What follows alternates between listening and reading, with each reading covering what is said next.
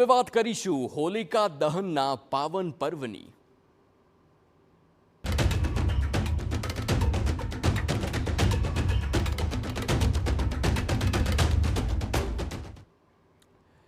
असत्य पर सत्यની જીતના પ્રતીક સમાન હોળીના પર્વની રાજ્યભરમાં ધૂમ ઉજવણી થઈ છે।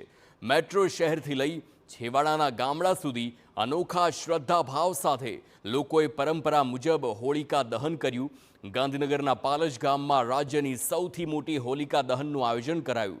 અહીં વર્ષોથી પરંપરા મુજબ હોળી તૈયાર કરવામાં આવે છે, જેનો ઘેરાવ 30 ફૂટની ત્રિજ્યામાં અને ઊંચાઈ 35 ફૂટ જેટલી હોય છે।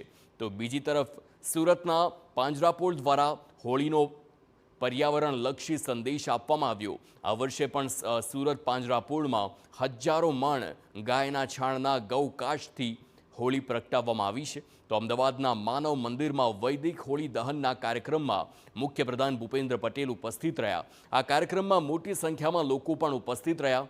અહીં ફણ છાણની સ્ટીકો દ્વારા વૈદિક હોળી પ્રગટાવવામાં આવી। તો બીજી તરફ વડોદરા અને રાજકોટમાં પણ ઠેર ઠેર હોલિકા દહનના કાર્યક્રમ યોજાયા।